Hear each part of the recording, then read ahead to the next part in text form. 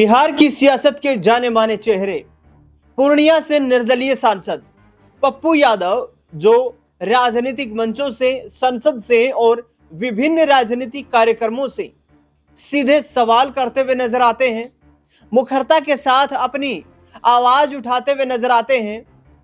आज वही पप्पू यादव पुलिस की गिरफ्त में हैं। दरअसल आपको मैं बताऊं कि 31 साल पुराने मामले में पुलिस ने पप्पू यादव को गिरफ्तार किया।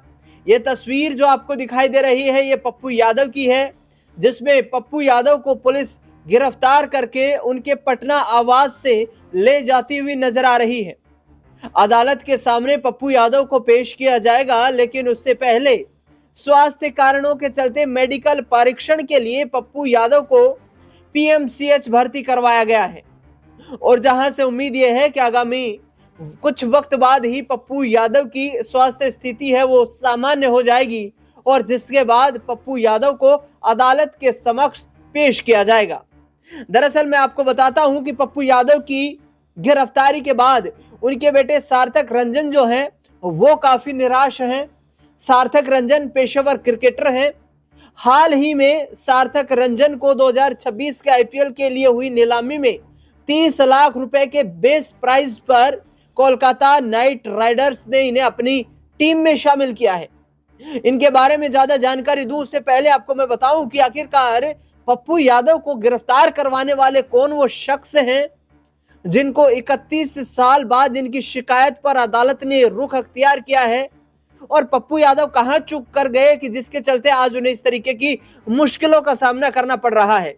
पहले उस शख्स के बारे में आपको जानकारी देता हूं जिन्होंने पप्पू यादव के खिलाफ और उनके साथ रहने वाले लोगों के खिलाफ एक मुकदमा दर्ज करवाया था, एफआईआर दर्ज करवाई थी। 31 साल पुराना मामला है। दरअसल आपको बता दें कि पप्पू यादव की बीते जो 6 तारीख थी उस दिन इनकी रात करीब 12 बजे गिरफ्तारी होती है। उससे पहले आप ये तस्वीरें देख रहे हैं कि पप्पू यादव कांग्रेस पार्टी 2024 के लोकसभा चुनाव से पहले ही ज्वाइन कर चुके थे। उनके बेटे सार्थक रंजन भी इन तस्वीरों में आपको साफ दिखाई दे रहे हैं। लेकिन पप्पू यादव आखिरकार कैसे फंसे, क्या यह पूरा मामला था और आखिरकार किन व्यक्ति ने इनके खिलाफ शिकायत दी थी, वो पूरी जानकारी यहाँ पर आपके सामने ये मौजूद है। पूर्णिया से निर्दलीय सांसद पप्पू यादव को 31 साल पुराने एक मामले में पटना पुलिस ने बीते शुक्रवार देर रात गिरफ्तार किया था। गिरफ्तारी के बाद उनकी तबीयत बिगड़ गई थी, जिसके चलते पहले उन्हें आईजीआईएमएस अस्पताल में भर्ती करवाया गया और बाद में अदालत ने उन्हें 2 दिनों के लिए न्यायिक अभिरक्षा में बेहतर इलाज के लिए पीएमसीएच भेजने का आदेश दिया था। इस मामले में अगली सुनवाई 9 फरवरी को होने वाली है। दरअसल मैं बताऊं आपको कि पूरा मामला वर्ष 1995 का है। आरोप है कि पप्पू यादव ने पटना के गर्दनी बाग इलाके में एक मकान किराए पर लिया था। शिकायतकर्ता विनोद बिहारी लाल का आरोप है कि किराए पर मकान लेने के समय यह बात छुपाई गई कि उस मकान को कार्यालय के रूप में इस्तेमाल किया जाएगा। बाद में उस घर को दफ्तर बनाकर उस पर कब्जा कर लिया गया। यह शिकायतकर्ता विनोद बिहारी लाल का आरोप है पप्पू यादव के ऊपर। दरअसल बता दूं आपको कि इस मामले को लेकर मकान मालिक ने पटना स्थित गर्दनी बाग थाना में एफआईआर संख्या 552/1995 में शिकायत दर्ज कराई थी। केस अदालत में लंबित रहा और पप्पू यादव को कई बार इस केस से संबंधित सम्मन भी अदालत की तरफ से भेजा गया, लेकिन पप्पू यादव इस केस की गंभीरता को देखते हुए अदालत के सामने पेश नहीं हुए। लगातार गैर हाजिरी को गंभीरता से लेते हुए अदालत ने पहले गिरफ्तारी का वारंट जारी किया और बाद में संपत्ति कुर्क करने का आदेश भी दिया। पप्पू यादव की गिरफ्तारी के साथ ही बिहार की सियासत में जबरदस्त हलचल देखने को मिली है। बीते शुक्रवार रात जैसे ही पटना पुलिस ने उन्हें हिरासत में लिया, उनके समर्थकों और पुलिस के बीच तीखी बहस भी देखने को मिली। गिरफ्तारी के बाद पप्पू यादव को मेडिकल जांच के लिए ले जाया गया, जहां पर उनकी तबीयत अचानक खराब हो गई।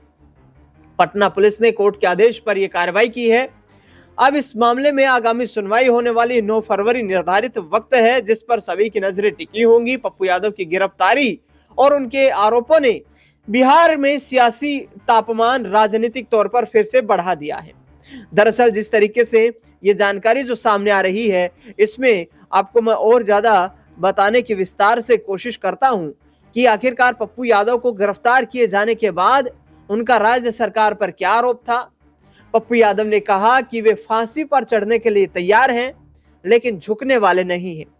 उन्होंने आरोप लगाया कि डिप्टी सीएम सम्राट चौधरी उनकी हत्या कराना चाहते हैं। उनका कहना था कि सादी वर्दी में पुलिस वाले आए और सीधे धमकाने लगे, जिससे उन्हें लगा कि कोई उन्हें मारने के लिए आ गया है। पप्पू यादव ने कहा कि लोकसभा की कार्रवाई 4 बजे खत्म होने के बाद वे कोर्ट के आदेश का सम्मान करते हुए सीधे पटना आए।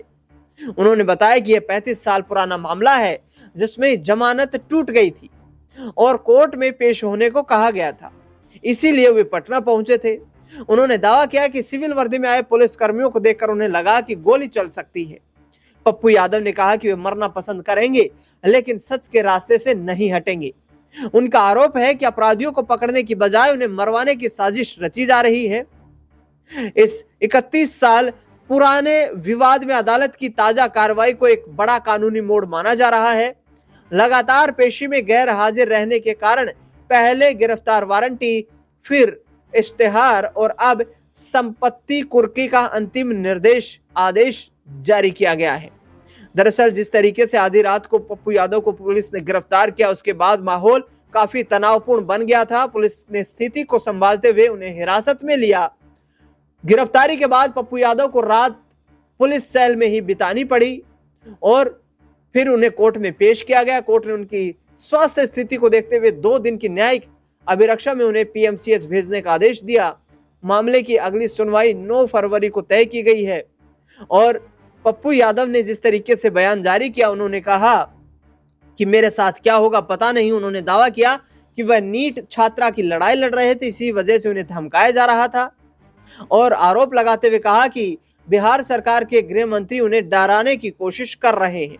दरअसल अब बता दें आपको कि ये सार्थक रंजन जो है, ये काफी हैरान है इस गिरफ्तारी से और इन सार्थक रंजन को लेकर पप्पू यादव ने कहा था कि उन्होंने सार्थक को पेशेवर क्रिकेट खेलने के लिए पूरी आजादी दी हुई है।